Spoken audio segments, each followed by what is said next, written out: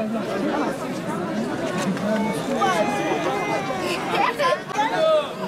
aldım.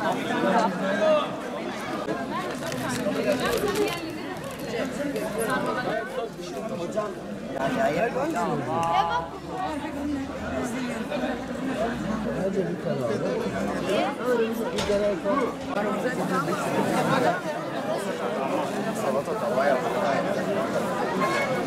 Gençler satış yapmayın. Bu yarım porsiyon sana. 100 milyon ver. Tamam şu oyun sonra bu yarım porsiyon değil. Tamam hocam. Patates. Ne bu? Amercan. Anlatayım abla.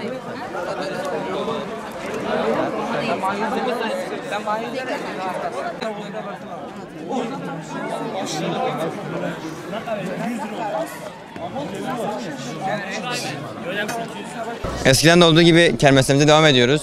Çünkü biz bu Filistin özgürlüğünden de vazgeçmeyeceğiz. Onlar ne kadar da kararlı olsalar da biz daha kararlıyız.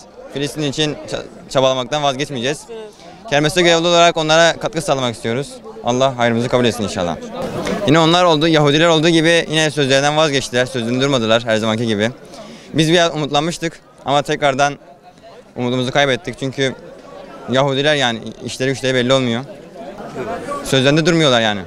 Bunu yapmamızın nedeni oradakiler için yardım. Öncelikle şimdi oradakiler çok eziyet görüyor. Onların yardıma ihtiyacı falan var. Bizim üstümüze düşen görev de bu. Yani oraya gidemiyoruz ama buradan yardım ediyoruz onlara. Ya yeterli değildir tabii ki de ama oraya hani gidemediğimiz için, imkanlar el vermediği için, oraya işte gidemediğimiz için buradan yardım etmeye çalışıyoruz. Ya işte boykotlu ürünleri almamaya çalışmalıyız. İşte ondan sonracığıma sürekli dikkat etmeliyiz. Ailemizi falan tanıdıklarımızın herkese uyarmamız lazım. Bir anlaşma var ama yine Yahudiler bu anlaşmaya uymadılar ve yine bombaları yağdırmaya başladılar tekrardan. Yani bu konu hakkında tek bir şey diyeceğim falan yok ama işte yine yaptıklarını yaptılar, kendine yakışanı yaptılar onlar. Siyonist İsrail çetesinin ateşkes imzalaması sonucunda biz biraz rahatlamıştık.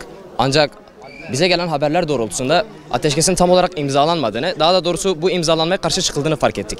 Hoş, karşı çıkılsa da çıkılmasa da, saldırı düzenlense de düzenlenmese de Gazze'nin yanındayız. Bu şekilde kermesler her sene düzenlenmeye devam edecek. Her zaman Filistin'in yanında durmaya devam edeceğiz inşallah.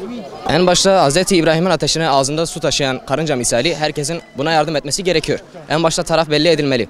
Ancak elbette ki İsrail de yenilmez değil. Onun da önüne geçirebilmesi için hep birlikte topyekün çalışmamız gerekiyor. Evet, Peygamberimiz Aleyhisselatü Vesselam bir kötülük gördüğü zaman onu önce eliyle, onu yapamıyorsa diliyle, onu da yapamıyorsa kalbiyle buğz etmesini söylerdi. Biz de bu durumda yapabiliyorsak ellerimizle, onu da yapamıyorsak dillerimizle, onu da hiç yapamıyorsak en azından kalbimizle Filistin tarafında olmamız gerekiyor.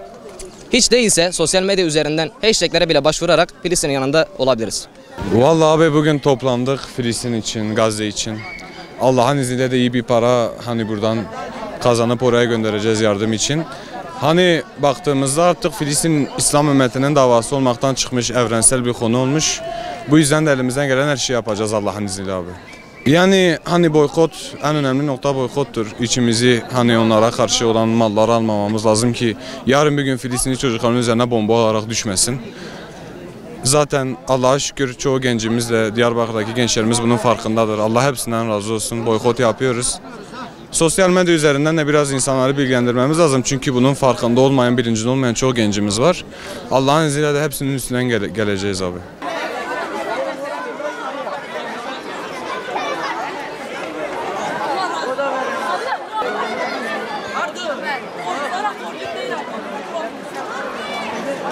Görüyorsun.